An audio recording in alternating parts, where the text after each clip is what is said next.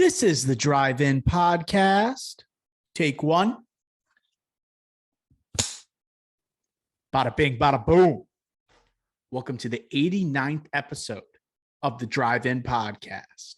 On today's episode, we have the checkup with yours truly, Dr. O, along with our trailer roundup featuring MCU's Thor, Love and Thunder. So use the bathroom now, grab that popcorn, and enjoy the 89th episode of the Drive-In Podcast. Howdy doody, episode 89 of the Drive-In Pod has arrived. Shout out Mike Ditka. So we have the checkup today. Got a sweet trailer roundup with the highly anticipated Thor, Love and Thunder. This is Dr. O in the horn. I'm joined as always by the one and only Ricky Flex. Ricky Flex, how are you, my friend? Doing great. Thor trailer, teaser trailer, surprise. Did not know this was coming. Love to see this. Glad we switched it from Monday to Tuesday here for the checkup. It bode well in our favor. Absolutely. Happy Easter to all. We delayed the Monday drop to a Tuesday. Let you get reacclimated after the holiday weekend. Ricky Flex, Coachella is going on right now. I did see a couple clips because none other than Danny Elfman is performing at Coachella. And we have seen movie composers perform at Coachella before. So I had a question I wanted to ask you, Ricky Flex. If you could see one movie composer live at a music festival, who would it be?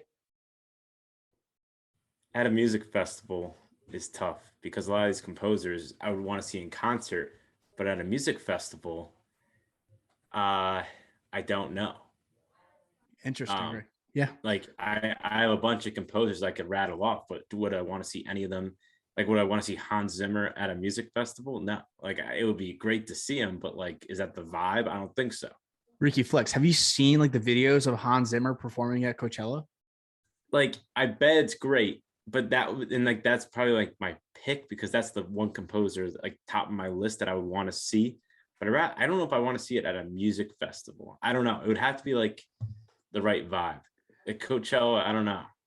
I actually made a list of movie composers I would like to see at a music festival. You want to hear my list, my top 5? Thanks for the heads up, but okay. I just thought, I thought of it like right before we started recording. I made a top 5. Are you ready? So at number 5, I have the one and only Bill Conte. You might know him from Rocky.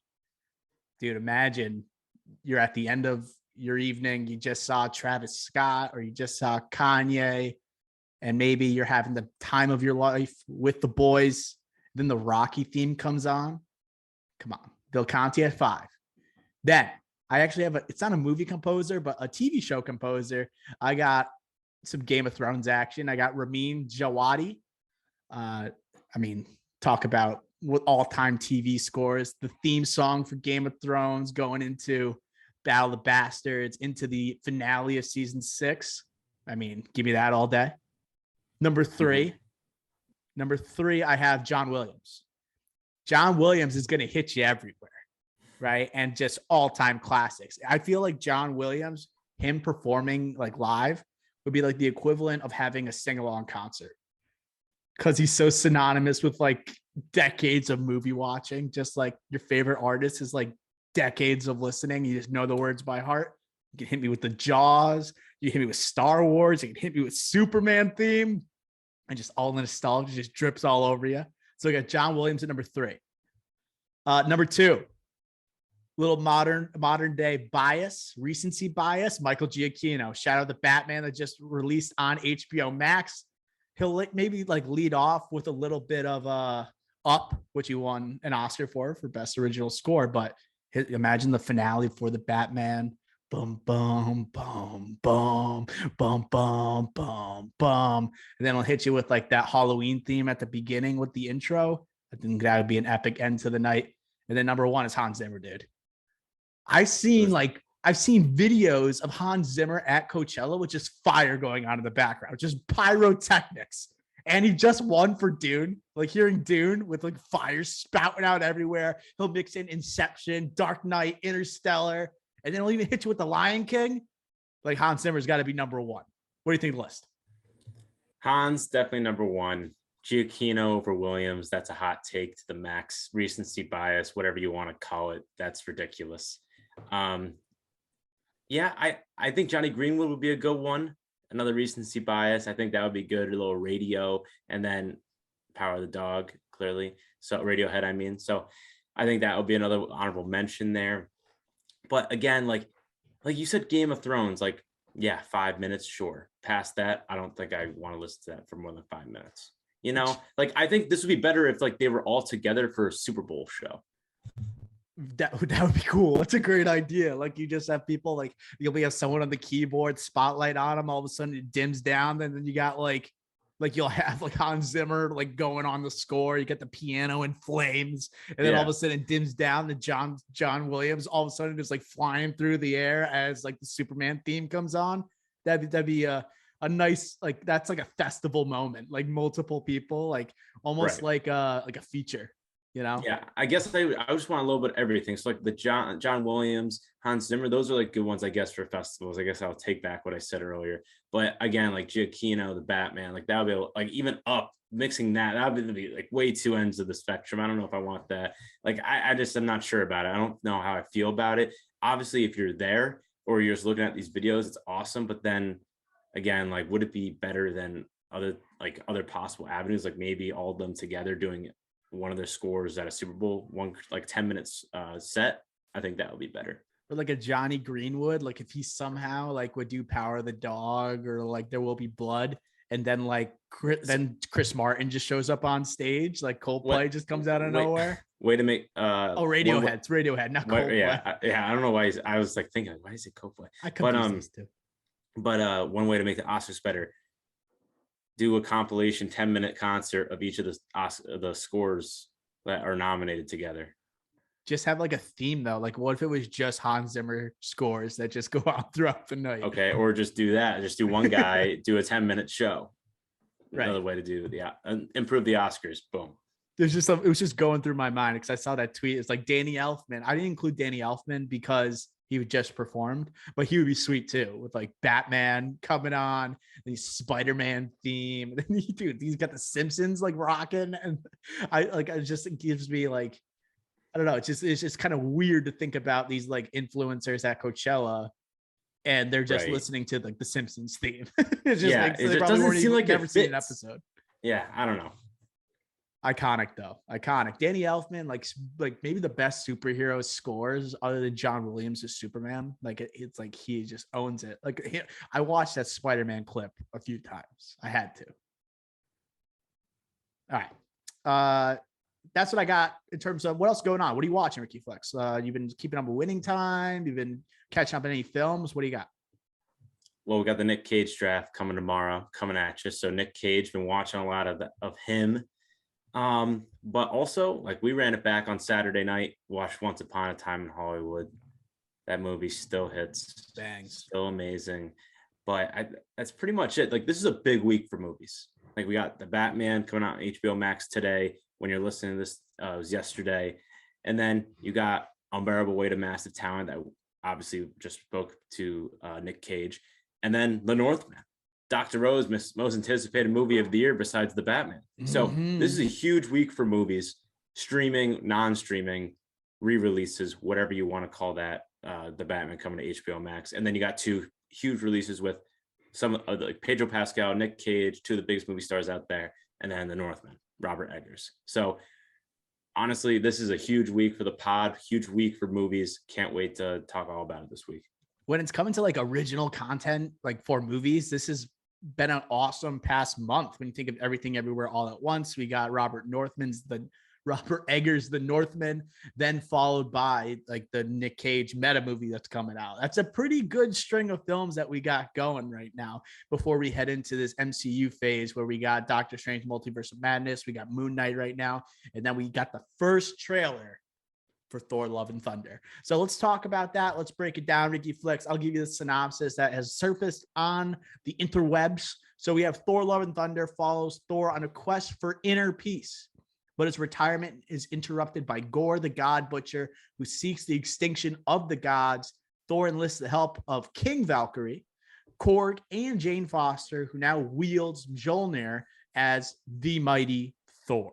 So, yet another Marvel character is seen as worthy to be wielding Thor's hammer. Ricky Flex, what was your reaction upon seeing this new trailer? 3 years in the making since whatever the MCU situation where Taika gave the Thor hammer to Mjolnir to Jane Foster, Natalie Portman on the stage with Kevin Feige and Chris Hemsworth. 3 years later, we finally get to see her hold it in costume, in the with the helmet. Looks pretty sweet. Looked pretty sweet. A good way to end this teaser trailer. I really like that. But going from the end, going back to the beginning, Taika, crazy song choices, Sweet Child of Mine gets us rolling here. We see a Thor getting back into shape. We're probably going to see a great montage, probably mocking satire with Rocky, perhaps him getting back into shape, and then Chris Hemsworth just looks like a beast. But then he's in peace, and you mentioned it, interrupted out of his peace. I'm happy because if we saw like a peaceful Thor, especially with the Guardians involved, like you got to have the mix and match on the battlefield. Looking forward to that. And again, like you see this possible recruiting to go against Christian Bale's, who we didn't see here, especially last week when we talked about the controversy surrounding the look of his character, but possibly recruiting talent to go against the God Butcher here, Christian Bale. So you got Russell Crowe's Zeus, possibly trying to recruit him, Jane Foster, maybe other gods in the making that they haven't released yet. But this looks exciting. It looks exciting. Just happy. I'm just happy we got it. I did not see this coming today. Like, just really happy that we got something because the movie's only few months away. So they had to release, give us something, especially 3 years post Jane Foster, Natalie Portman being announced as Lady Thor. I've been waiting for this trailer for so long, so damn long now. I feel like Spider-Man No Way Home has gotten so much attention from the MCU. Moon Knight stealing all the attention. And then people seem like they're more excited for Doctor Strange 2 than Thor Love and Thunder. I almost can't believe that because like we're getting the follow-up to Ragnarok, which is arguably the best movie ever made in the MCU, by the way. So I think Doctor Strange, people are so hung up on the potential cameos and they're going to be eventually let down by it. Thor Love and Thunder, you know what you're getting. But at the same time, like what new spin is Taika going to bring to this movie? I like how it was only a minute 30, not too much. You talked about Christian Bale. They didn't really show Gore the God Butcher, although I think I saw him speeding. Like there was just like a blur of a fast dude. That must have been Gore the God Butcher just hinting at him. So I watched it a couple of times. So I'm trying to spot things, just like anyone does with MCU like trailers, like that. Remember that screenshot? Boom, boom, boom, boom, boom. You mentioned the Guardians of the Galaxy. I want to talk about them. The Guardians of the Galaxy make like 3 different appearances in the trailer. A notable appearance made by Peter Quill, played by Chris Pratt, with some defined mutton chops, even more so than usual. He looks a little bit older. It's been a few years since he's mourning. As Peter he's Quill. mourning. Yeah, he's still on the search for Gamora. This is presumably going to lead into the Guardians of the Galaxy holiday special. I meant to ask, since they were so like notable in a minute and a half trailer, like how much do you think we're going to see of the Guardians of the Galaxy in this movie? Can you put like a timestamp on it? I want to say half. I want to see a third to a half. And the reason I'm saying that is not just because of this movie, but again, it seems like Chris Pratt, Peter Quill was like, I love you guys, or I love you. And then like Chris Hemsworth, Thor is trying to like be in the shot every time he says, I love you. And he's like, I'm not talking to you. Things like that. It just seems like they're going to be helping him get over like, hey, you can't be in peace right now. And eventually help him defeat Christian Bale here. It just seems like they're going to be a pivotal part in this movie. So a half might be a lot, but I like a third to a half. I definitely see that as a huge possibility because again, if you're in it for the first act, trying to get him to get out of peacetime, and then you're in the last act, that's already 2/3 of the movie, but then you just cut that a little bit and you're at half. So that's like kind of my prediction, I guess. I know that seems crazy, but again, it leads into like James Gunn was on set as well, helping out with this in Australia. Why waste so much of his time to do this, a movie that's not, I know it's his characters, but like going all the way out there, helping Taika with this and his characters. Like, I just feel like they have to have a significant amount of this movie. I don't think they're going to be in much of the movie. I really don't. Just because the times we've seen them, it was all in the same setting, all in the same planet. And we'll get to like what this movie looked like and the Star Wars vibes it actually gave me.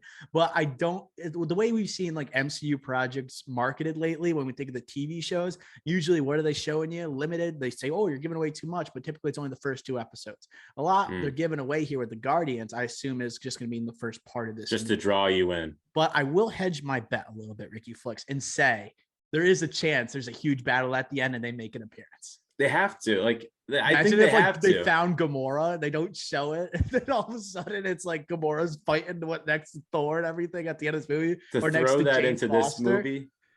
I doubt it. I'm sure like this holiday special is going to dive into that, but I would not be shocked if they showed up at the end. I think there's just so much that the holiday special and Guardians of the Galaxy 3 are going to tell us with this story. I think they're just going to make sure they have that interaction with Thor at the beginning, because that's where we left off with Endgame. I am curious what song the minds of James Gunn and Taika Waititi come up with to intro the movie with Thor alongside the Guardians of the Galaxy, because it's going to be a banger, right? Going with this soundtrack. And honestly, you can't even pinpoint like what era. Like you would say, like, oh, maybe like 70s, 60s, like 60s, 70s, Peter Quill, but I don't like Thor. Like, they played Immigrant Song, I guess, so 70s. But and like Sweet Child of Mine, Guns N' Roses in this trailer, I'm not sure, man. It's like, again, this movie should have more hype to it. Doctor Strange is taking it just because we're in this multiverse era, post Spider-Man No Way Home. Cumberbatch supremacy. Cumberbatch Oscar nom recently to go along with being in No Way Home. Definitely that's taking the limelight here. But Thor Love and Thunder, I want to like Sam Raimi's great, but I want to like put my like blank on the table here. This is going to be a better movie than Doctor Strange. Yeah. And I do want to say, Ricky Flicks, my initial reactions to this trailer, I got yours. I didn't mention mine I didn't, I guess, define mine very well, but I was ecstatic to get this trailer. I thought it looked amazing. It didn't hit the same as when we saw Ragnarok, because Ragnarok like hit your senses in a new way because it was something we hadn't experienced. It introduced this new version of Thor. We're like, who the hell is this Taika Waititi guy? Who does he think he is right now?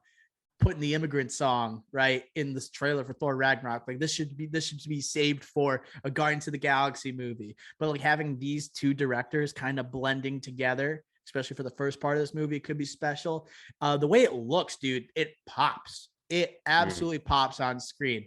Like you got different worlds being like, I guess, teased right here. We're going to talk about Zeus and we're going to talk about Russell Crowe in a second. But it just felt vibrant. It was just literally coming at you. And I feel like also the MCU, like these directors are so obsessed with Lion King.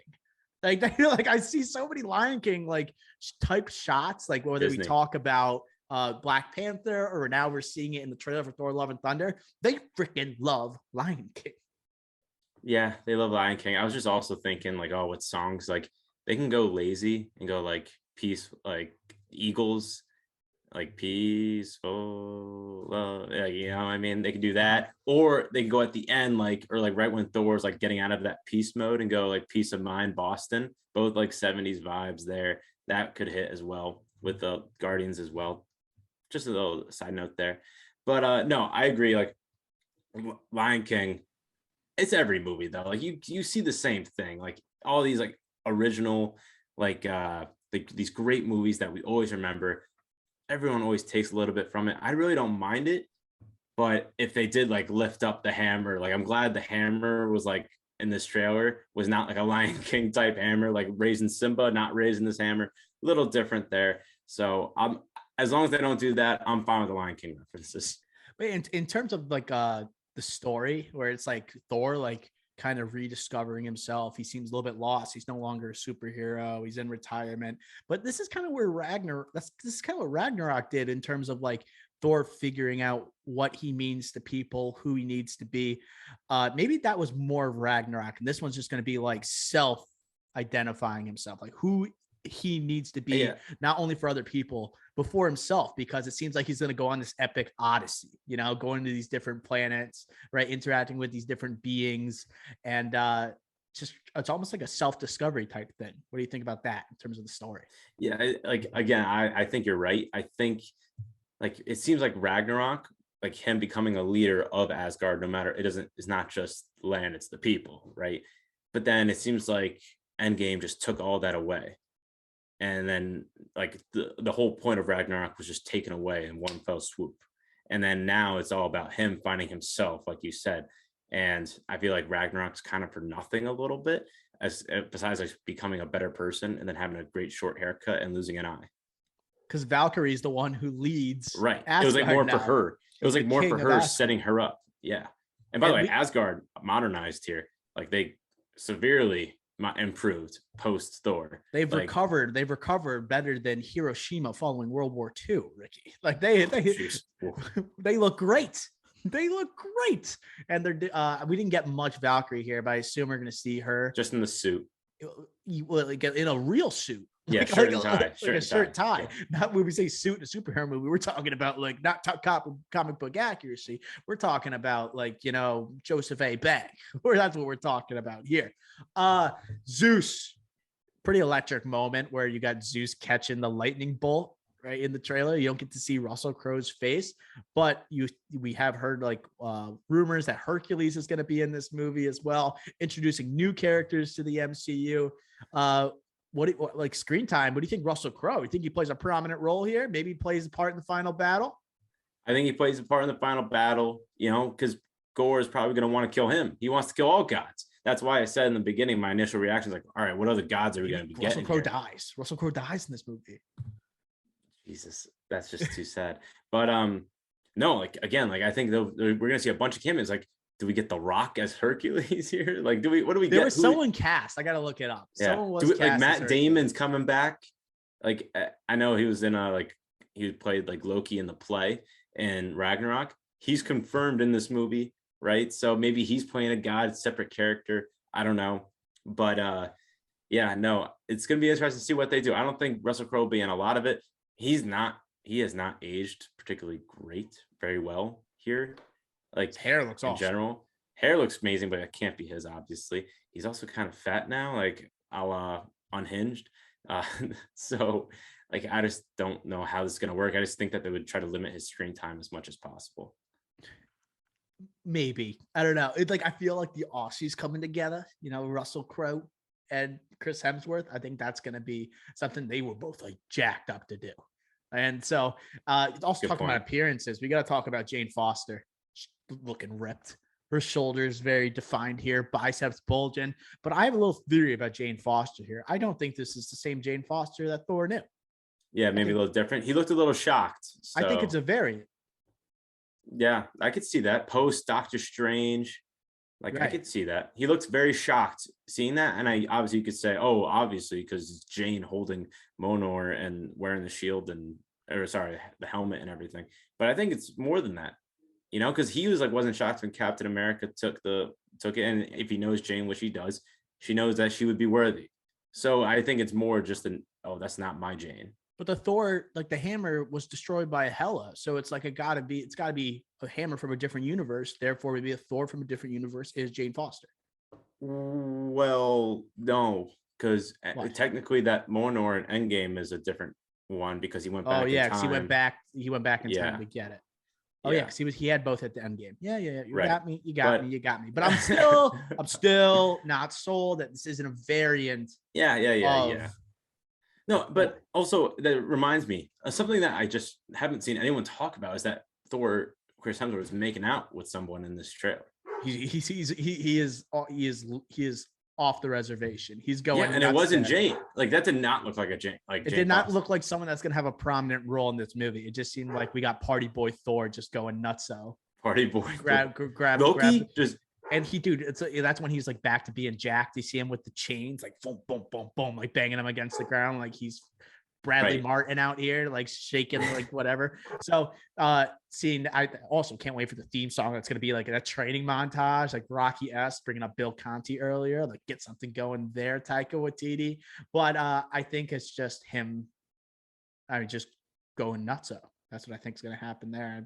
I think the kiss is not going to matter. Yeah, that's pretty. I think that's right. Any other comments on Thor: Love and Thunder before we wrap up the breakdown here? Now, just again, this movie's bigger than Doctor Strange, as in this is Thor. This is Taika Waititi coming back. We finally get Jane Foster here being Lady Thor. This movie's huge. Obviously, the multiverse is bigger, but I think we already saw No Way Home. We saw the peak of the multiverse with 3 Spider-Mans coming together. So we already saw that peak, and then anticipation's a little too high. This one, it seems like people forgot about it, and this was just going to blow people away. So I'm really looking forward to this July 8th. Yep, July 8th hits theaters. Okay, that's going to do it for the breakdown of Thor: Love and Thunder. Before we move on to the checkup, I did want to bring up another trailer briefly, Ricky Flex. We got a new film from David Cronenberg. This guy is releasing Crimes of the Future, starring a big 3 that's like really in demand in Hollywood right now. You got Kristen Stewart coming off a nomination for Spencer. You got Lea Seydoux coming off No Time to Die with James Bond, and then you have Viggo Mortensen coming off Green Book. So 3 very much in demand actors right now in what looks like one of the weirdest things I've ever seen, like weirdest movies. And it literally terrified me. I almost crapped myself watching this movie. I have no idea what was happening. It seems like we got some sci-fi going on with Viggo Mortensen almost being like this AI type of figure. You got like a woman's face that's like sewn shut in multiple different ways. You ask me what this movie is about, I would say I have no idea. I just think it's going to be like a Black Mirror episode that's going for like a 2-hour length that's going to absolutely scare the piss out of me. Do you see this trailer, Ricky Flex? Yeah, I'm out. I'm out. This looks movie so scary. This movie, like just by the cast, Viggo Mortensen, like historically, like when he does like these type of movies, smaller movies or artsy fartsy type of things or whatever, they always get critically like acclaim, right? But like not a lot of people will watch them. And I'm not going to be someone that watches this one, I think, unless like it's just blowing everyone out of the water. Like I don't know. This really doesn't appeal to me except the cast.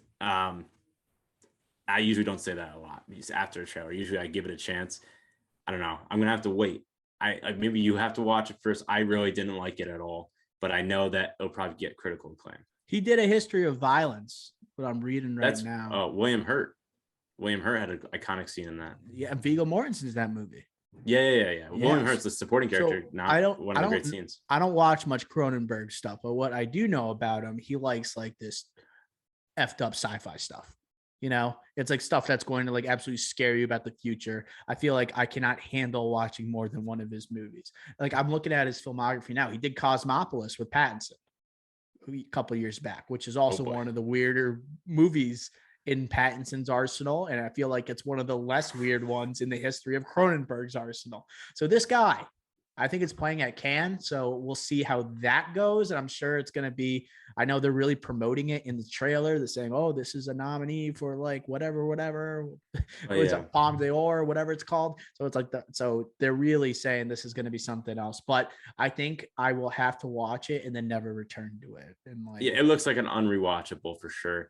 And just like the sewn up face, like it's too much. It's I feel like it's like nightmare fuel. Yeah, nightmare fuel. I like that. Yeah, so I just wanted to bring that trailer up quickly before I move on to the checkup. But let's go to some of the biggest headlines from the past week. Something that's catching our attention here. We got Warner Brothers Discovery, right? The merger between the 2 major companies. They're exploring an overhaul of DC Entertainment. So moving from Marvel to DC now. So Warner Brothers Discovery, they believe that several top shelf characters like Superman have been left to languish and need to be revitalized for Warner Brothers. They also believe Joker is a shining example of how second build characters from the DC library can and should be exploited. So Discovery looking to make some big changes with DC.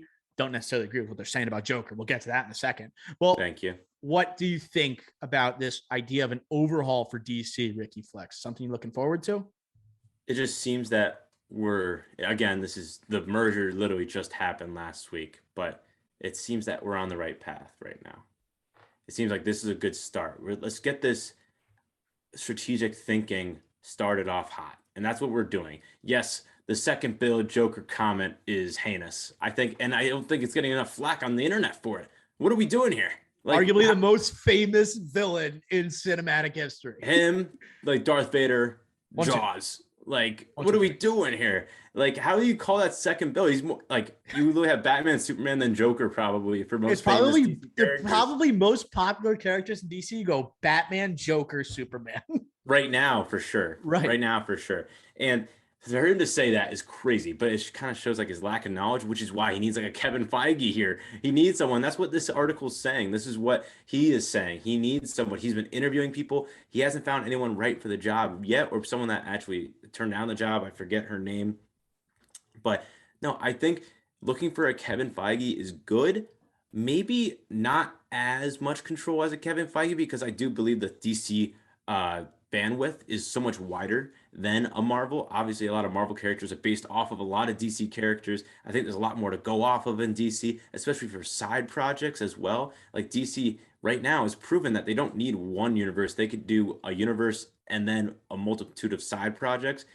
I like that. Just keep doing that. But again, a Kevin Feige, yes, but maybe just to control the universe, not the side projects. We like what James Gunn is doing, what obviously Matt Reeves is doing. Let them cook, not have a Kevin Feige control what they're doing. I guess those are my like initial reactions to this, but still, at the end of the day, excited, more excited than nervous. I would say the same thing, but I did have some trepidation immediately because they talked about having one singular vision. And I'm like, oh my God, are they going to try and mess up what Matt Reeves has just done? Are they gonna try and intersect with this Batman? Are they going to try and just move on and have another Batman? I'm really nervous that they're gonna be like, okay, everything, overhaul, start from the beginning. But I feel like you can't do that after this, the critical and box office success from the Batman. But everything else, scrap it. Restart it.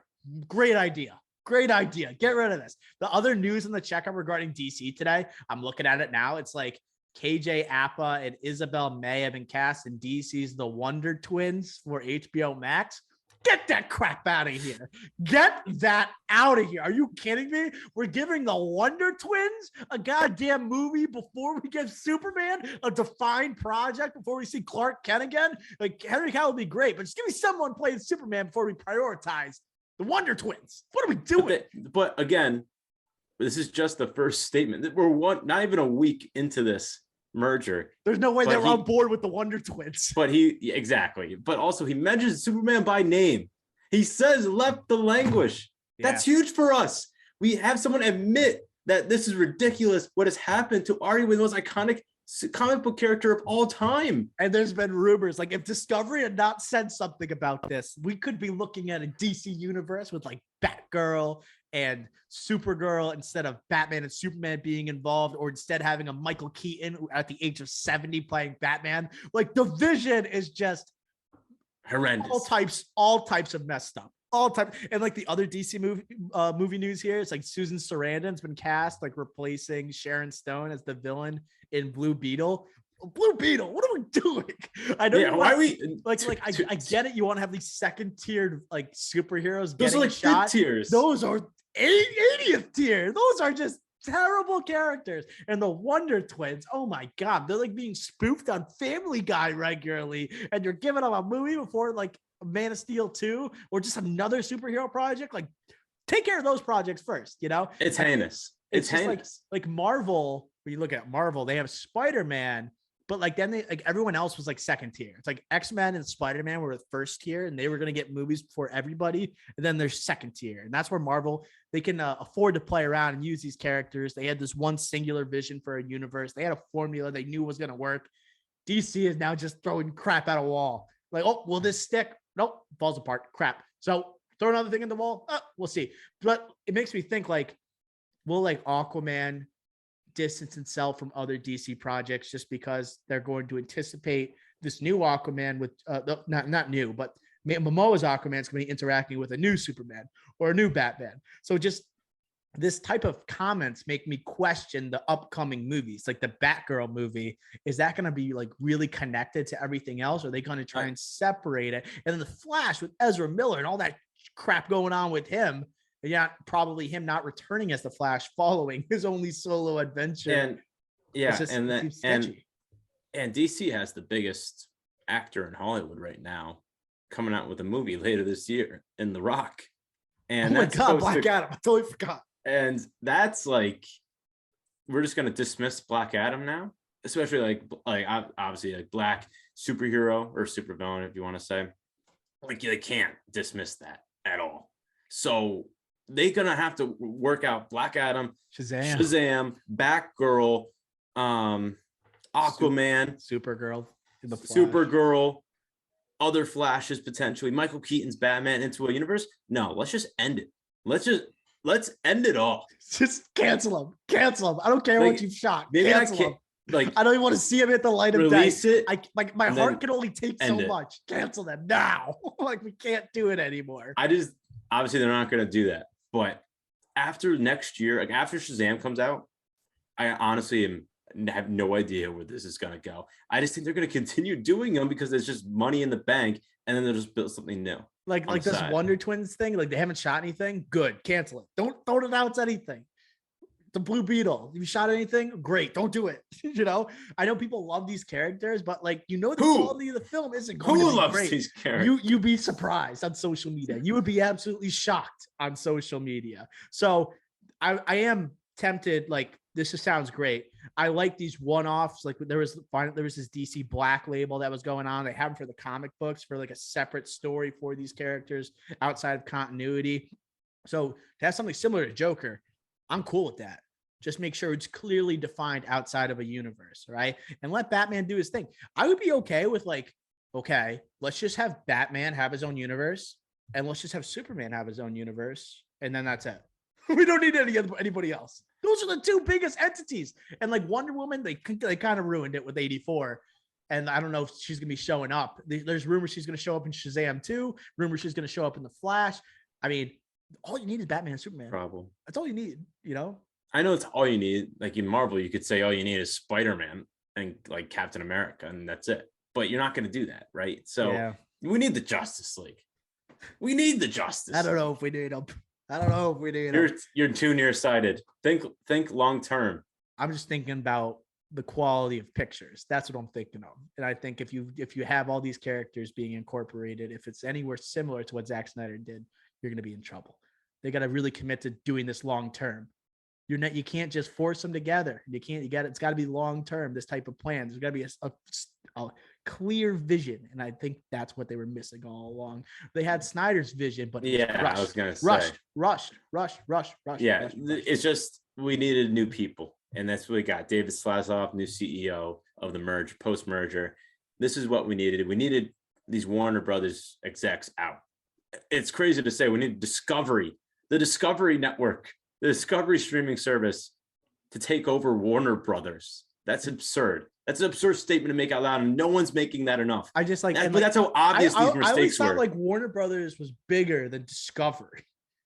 But it just seems like, why do they have so much say when Warner Brothers has had control of these characters for decades upon decades? Like, is Discovery that much bigger of a network, or like that of a studio? Like, I just don't understand how they come in here. Well, like, they're not a this studio. is what we're gonna do. This is they're Discovery Channel.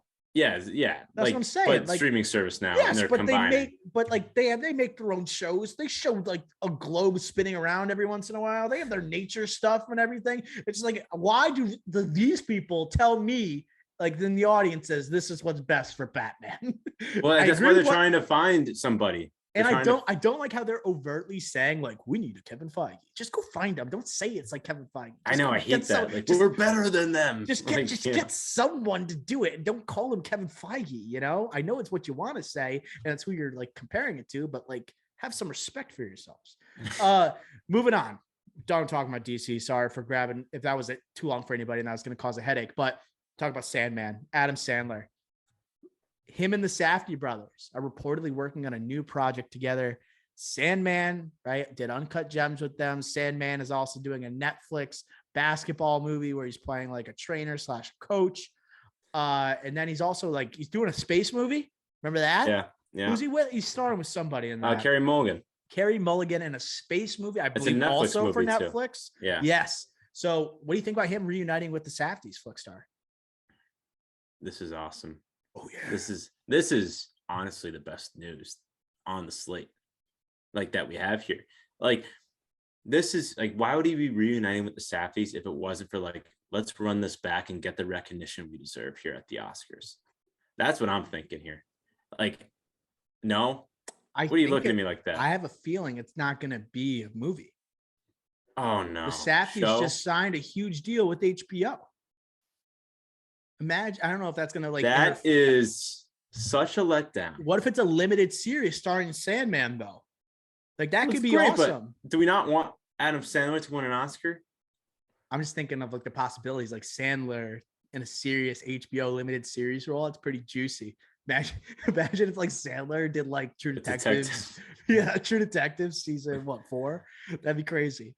But I like because like the Safdies just signed that massive deal with HBO. Like they're got to be producing shows up to wazoo. I don't know if they're gonna have time to keep doing movies, but you would assume Sandler's mainly a movie, like he's a movie guy, although he's making all these like Netflix movies. And I wonder if that's gonna break some type of Netflix deal he has if all of a sudden works with HBO. Yeah, that's interesting. I'm not sure how many movies he has left on the Netflix deal. Probably the space one, probably the last one. I think that's next fall that comes out. It's so different, I think, from his other ones. It's not like him and Jennifer Aniston and they are faking IDs and they're hitching across the world together in a rom-com. Or Hubie Halloween, just callbacks to his other movies. It's not like David Spade's going to be alongside him and Carey Mulligan. Puking like, everywhere. Like, I wonder, like, if like what that movie's going to be like. I don't feel like that's being talked about enough. And then Carey Mulligan coming off of Promising. Wow, who's directing that though? Like, is anyone attached to direct though? It's just, I'm not quite sure. I can do some research in a sec. But that would be telling. I'm going to look it up right now. Adam Sandler. Okay. While you say that, I'll just go. I wish this was an Oscar, like a contender here. Like it could be. I was just guessing. Obviously. Oh my God, cool, Ricky! But what? This movie also stars Paul Dano. Oh right. That it's got to be good. Carey Mulligan doesn't do comedies. It's called Spaceman. It's got to be legit. It's got to be like a legit movie, not like a joke. Carey Mulligan doesn't do that. Paul Dano, like. The jokiest one he's done is Little Miss Sunshine. That's famous for getting an Oscar nom for Best Picture in 2006. So this guy is the guy directing is Johan Renck, and he worked on Chernobyl. Okay, this is serious. This is serious business. When you just say Chernobyl, it's like, oh gosh. Hold on to your butts. But let's just imagine this is for a movie. Okay, what would he do? Like to get an Oscar nom?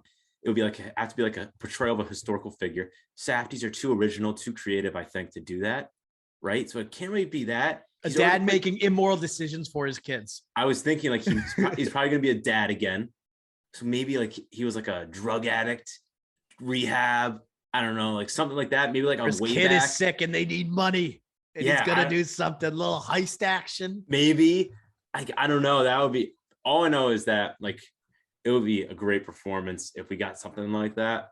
And I just find it hard to believe them not doing a movie together, but the Safdie deal makes sense. I didn't even think about that. Totally slipped my mind. All I'm thinking about is Will Smith just won an Oscar and Adam Sandler hasn't even been nominated for one.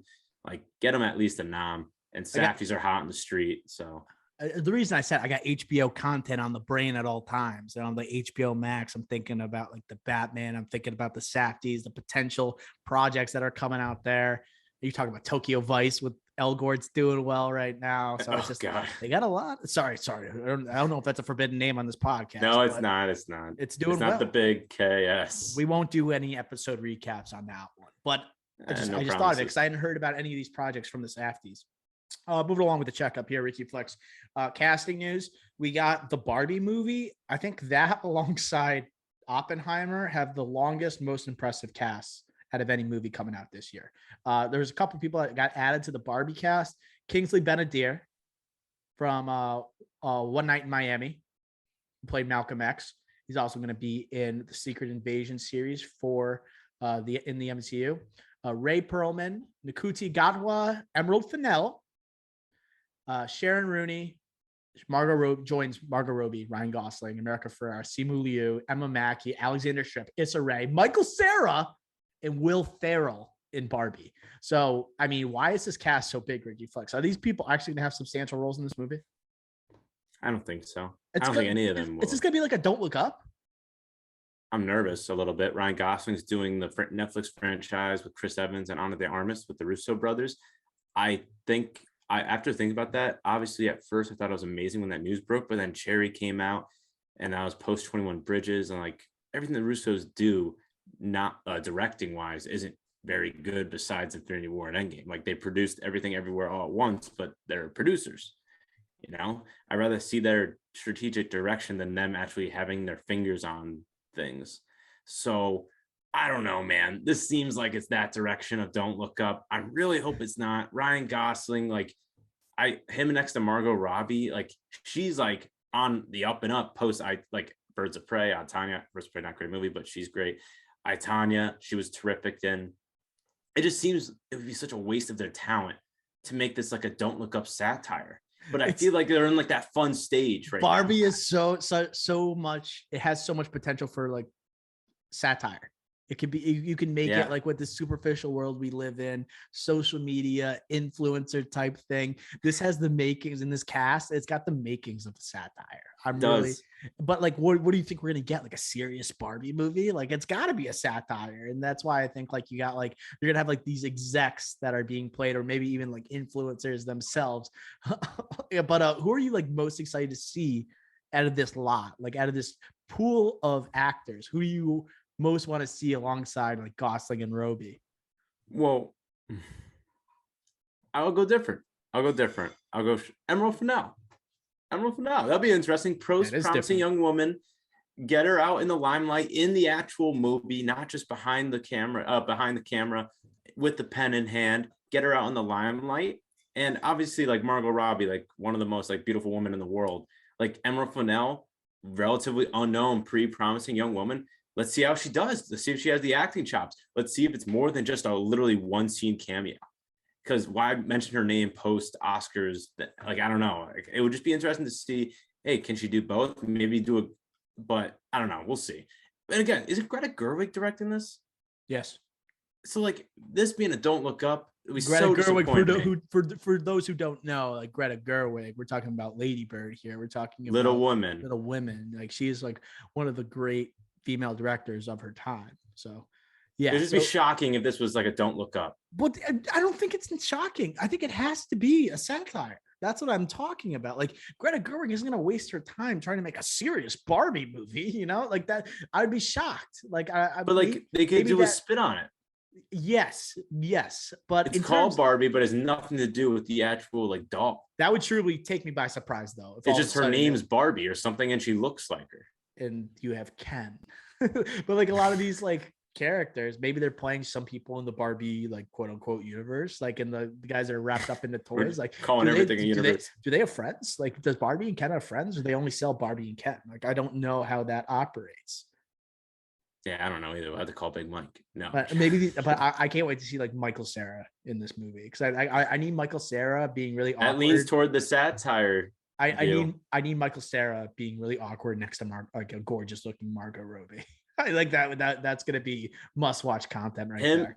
Him, Will Ferrell being in this movie makes it lean towards more satire for sure. Oh, Will Ferrell for sure. Like Will Ferrell definitely, and I think he's supposed to play an exec. He's rumored to play an exec in this movie. Like he's supposed to be like the executive at like Mattel or Hasbro, I think it was, or something like that. Yeah. So that again, that you're just getting that Lego movie vibes. Just him, just being joking around here on set. Probably, definitely could see that. Still talking about casting decisions here, Ricky Flex. We got some Soderbergh news for Magic Mike's Last Dance, Magic Mike's Last Ride with Channing Tatum. But we initially had Thandie Newton slotted from Westworld fame as the female lead in this movie. Apparently not so fast. You get Salma Hayek now being cast. Thandie Newton had to step away due to personal reasons. There was a rumor going around that Thandie Newton left this movie because her and Channing Tatum got in a altercation, like a verbal altercation regarding Will Smith's slap. No way. There was a rumor that went around. I don't necessarily believe that. There could be some guff from the internet, but that was a rumor that was being like handed down. I doubt it, because that'd be very juvenile. That's just ridiculous. Almost more juvenile than the slap itself. But I would say Salma Hayek joining the cast. Do you think that's an improvement, or what do you think? I think so. Right? She fits in this universe. Like it's just like sexy people everywhere. Throw Salma. Yeah. on the older side, but still like sexy, right? She's in the Don't Hitman's age Wife shame. Bodyguard. Do not age What do shame you Salma mean? Hayek. She's not just on the old side. She looked phenomenal. I just said older woman looks great. You like started off with older women. she plays Samuel L. Jackson's wife in the Hey, Hitman's Wife Bodyguard. But I do think it would be a version of that, just on a Soderbergh level. So it would be better, as in like critically, it would be better. But at the end of the day, I haven't seen any of the Magic Mikes. Heard they're very good. I heard they are all very good. But I just don't know. You haven't seen the first Magic Mike? No, but I know I should. Come on. I see. I'm secure enough with myself. I know. It's not that. I haven't gotten to it. I've seen it. I've not seen the entire second one. I've seen a couple scenes. Is it McConaughey in one of them? Oh, McConaughey's in the first one. I think he's in the second one. I've never seen the second one, but McConaughey's in the first one. He makes his presence known. That's like McConaughey during the McConaissance, dude. That movie's what, 2012-ish? 2013, and that's where like he's hitting obviously Dallas Buyers Club, True Detective, Interstellar. He was going off during this time. This is one of the forgotten roles during the McConaissance. Never forget. The girls love McConaughey. I will be watching Magic Mike. Won't promise on the series, the rest of them. If you said we will be watching, Ricky, I might have just like turned off the Zoom. you know, people say that we will be watching on Twitter, those replies.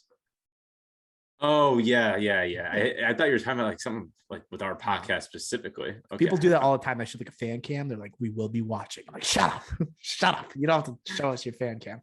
That's all I really got for the checkup, Ricky Flex. Any other thoughts before we kind of wrap up this episode? Any other news you find worthy? Was there? Because when you said biggest cast, I thought you were talking about a different movie. I thought you were talking about the David O. Russell movie. Oh, that one too. There was a couple. I don't think there was any new castings for that movie. I think they just released a synopsis. What? I thought Joseph Gordon-Levitt got cast. Oh no, that was in the series. He's in the Rian Johnson series. Right.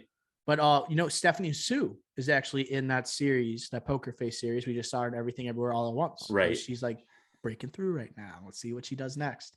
Gotcha. Yeah, I did want to talk about something really quick, Ricky Flex. I meant to say this at the beginning. Andrew Dominic, who is directing the Blonde, the Marilyn Monroe biopic starring Ana de Armas, he had a quote saying that he described his own movie as a mix of Citizen Kane and Raging Bull having a baby. That's how he described it. The cockiest thing I've ever heard. That's not good. Especially with this movie, all the reshoots and everything going on, delays. Not something to say, especially with all the disruptions on set here. We don't root for people to fall on this podcast, but I'd be lying if I said I did not screenshot that exact quote. Citizen Kane and Raging Bull had a baby. Arguably the two greatest movies, black and white movies of all time. It's just like, what are you talking about?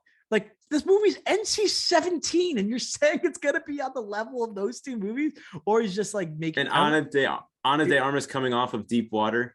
You gotta feel that he was being a little bit satirical here, but this is the internet, baby. Everything's in print. Is this movie gonna be in black and white? Is that maybe why he said that?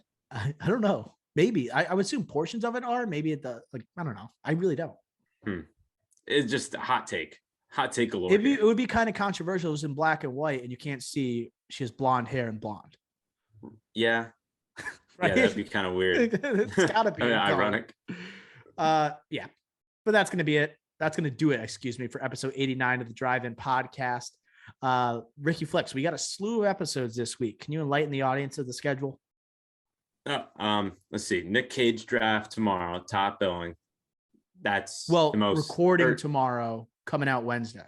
Oh, sorry. Yeah. We're coming out Wednesday. Nick Cage top billing. That's going to be something. That's a must listen. I watched 6 Nicolas Cage movies this weekend, Ricky Flex. I watched 4. I watched Leaving Las Vegas last night for the first time. Mm-hmm. I just have a couple thoughts because I know you love that movie.